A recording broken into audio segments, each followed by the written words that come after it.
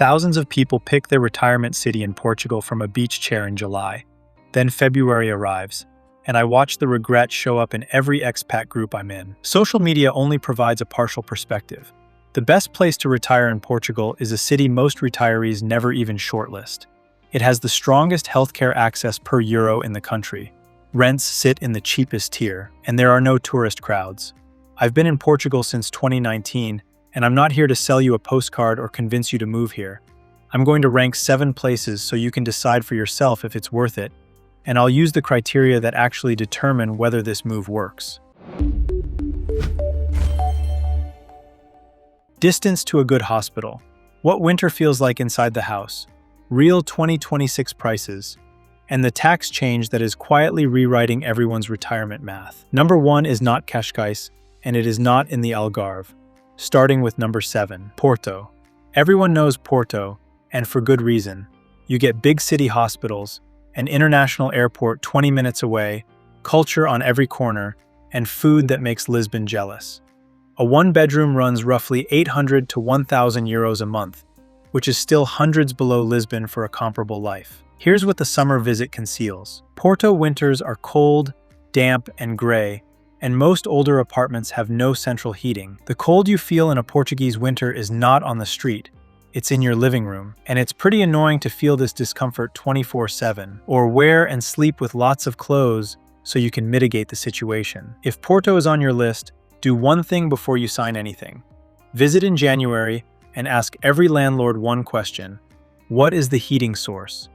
If the answer is a plug-in radiator and a dehumidifier, run and keep looking. And that heating question is really a money question, because a cheap rent in a cold building is not cheap. If you want to see what your own life would actually cost here, your city, your family size, your lifestyle, I built a free calculator that gives you a realistic monthly estimate in about 2 minutes. First link in the description. Number 6, Cascais. This is the town every retirement article puts first. And honestly, the life there is beautiful. I feel at peace there. It's probably my favorite place to be in Lisbon. Ocean promenade, international clinics, English everywhere, trains straight into Lisbon. The problem is arithmetic. Cascais now prices at Lisbon levels or above, and central Lisbon one-bedrooms run 1,200 to 1,500 euros before utilities. To retire comfortably in Cascais, you want at least 3,500 euros a month coming in, and more if you like eating out. If that's your budget, Cascais delivers, and you can stop watching here. If it's not, don't force it. The next 5 places give you most of the same life for half the housing bill. That gap is the difference between a retirement that breathes and one that counts every coffee. And Cascais raises the criterion that should sit at the top of every retirement shortlist and rarely does: healthcare access. Let's do it properly, because the rest of this list depends on it. Here's how it actually works. Once you're a legal resident, the public system, the SNS, covers you, and for residents over 65, care is effectively free at the point of use. The system is good and stretched, so most foreign retirees opt for private insurance for speed. At 65 and over, expect roughly 100 to 300 euros a month, depending on coverage, and a couple in their 60s can run around 300 a month for a strong policy. Now, the trap nobody mentions. Many Portuguese insurers will not accept new customers past their late 60s. So, apply before that birthday. And for the move itself, insurance is one of those things people leave until too late. I've linked the option I recommend in the description. It covers Portugal, works in over 180 countries, and works for the visa stage too. Number 5, Braga, the value play of the north. Braga sits in the cheapest rental tier in the country alongside Coimbra and Aveiro. And your money goes further here than almost anywhere with a real city around it. It's compact, safe, walkable, and the historic center is genuinely lovely. 2 catches. First, Braga is a university town with one of the youngest populations in Portugal, so the retiree community is thinner than the Algarve. You will build your circle from scratch. Second, the winters are wet, and the granite housing stock gets cold from the inside out. The fix is the same as Porto. Choose the building, not just the city. A modern, insulated apartment in Braga costs less than a freezing, charming one in a postcard town, and your knees will thank you every February.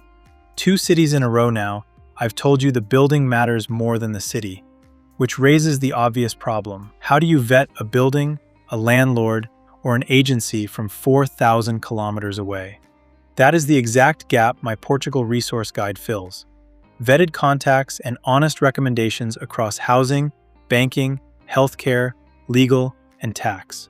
Everything I actually use after living here since 2019. Link is in the description. And before I get to the top 4, do something for me. Drop the city that is currently number 1 on your list in the comments. Not the one that sounds smart, the one you are actually picturing. I want to see how many of you land on the city I would pick, because in my experience, almost nobody does. Number 4, Funchal, on the island of Madeira. If climate is your number 1 criterion, stop searching, because nothing on the mainland competes. The coldest month in Funchal averages 17 degrees. Winter afternoons sit around 20. Summer tops out near 24. There is no real winter and no brutal summer, and that is why Northern Europeans have retired here for a century. Now the honest part. You are on an island roughly 1,000 kilometers from the mainland, and everything I said earlier about healthcare access applies double here. Routine care in Funchal is solid, but complex specialist treatment can mean a flight to Lisbon, and that matters more at 75 than at 55. Housing pressure is also climbing fast, with Funchal posting some of the sharpest rental increases in the country this year. If Madeira calls you, rent for 6 months before you commit, and budget your future flights like a utility bill. Number 3, Tavira in the eastern Algarve. Yes, the Algarve makes the list, but not the part most people pick. Retirees default to Lagos, Albufeira, and Vilamoura, and then discover they bought into a summer resort that half closes in November and triples in July. Tavira is the correction. It's a real Portuguese town that happens to be in the Algarve. Whitewashed center, a river through the middle, island beaches a short ferry away, and winters warm enough to eat lunch outside most days. The honest catch is, prices across the Algarve have climbed hard, and the region's public health care is under real strain, with residents reporting long waits and doctor shortages. Private cover is not optional here, it's the plan. If the Algarve is your dream, choose the East, budget for private healthcare from day 1, and visit in November before you decide anything. Before the top 2, the money question that decides whether any of this works. Taxes. The old NHR program that gave foreign pensioners a sweetheart tax rate is gone. It closed to new applicants, and the final transition window ended in March 2025. Its replacement, IFICI, explicitly excludes pensions. That means if you move today, your foreign pension is taxed at Portugal's standard progressive rates, which run from 12.5% up to 48%. Tax treaties still protect you from being taxed twice on the same euro, and for many modest pensions, the final bill is manageable. But the math changed, and it changed recently, so half the advice online is out of date. One more change from this year. Portuguese citizenship now requires 10 years of residence instead of 5, under the law that took force in May 2026. None of this kills the move. It kills the version of the move you planned from a 2022 blog post. Talk to a cross-border accountant before you become tax resident. That single meeting is the cheapest insurance in this entire video. Number 2, Setúbal. This is the smart money pick hiding in plain sight, 40 minutes south of Lisbon. You get a working coastal city on a bay, the Arrábida Natural Park next door with some of the most beautiful beaches in the country, a proper fish market culture, and crucially, Lisbon's hospitals within reach for anything serious. Rents sit well below Lisbon, while the lifestyle overlaps more than anyone admits. The catches are real but small. Less English is spoken than in expat hubs, which I'd argue is a feature. And the secret is leaking, because Setúbal is now posting some of the fastest rent growth in Portugal. If it's on your list, move sooner rather than later, and start your basic Portuguese now. Even 100 words change your daily life here. Number 1, Coimbra. Almost no retiree shortlists it, and that is exactly the mistake this video exists to fix. Think through the criteria that actually matter at this stage of life. Healthcare first. Coimbra is home to CHUC, the University Hospital Center, one of the largest and most respected medical networks in the country. You are retiring next door to the place other regions send their difficult cases. Cost. Coimbra sits in the cheapest rental tier in Portugal, with listings starting where Lisbon's utility bills end. Livability. It's a compact, walkable, hilly but manageable city on a river, halfway between Lisbon and Porto, with fast trains to both. And because a third of the city lives around the university, it never turns into a retirement waiting room or an expat bubble. The honest catch, winters are cold and wet, like most of central Portugal, so everything I said about choosing an insulated building applies double unless you want to suffer the entire time. And the hills are real, so pick your neighborhood with your knees in mind, not just your eyes. The retirees I know here, my mom included, didn't choose the postcard. They chose the hospital, the train station, and the price. 5 years in, they're the ones telling everyone else to stop looking at beach towns.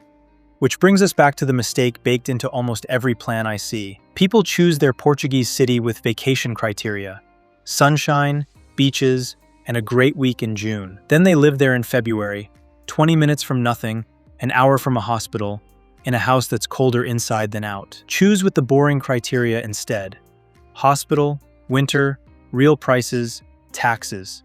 The sunshine comes with all 7 of these places anyway. The resource guide I mentioned earlier is in the description if you want the vetted contacts behind all of this.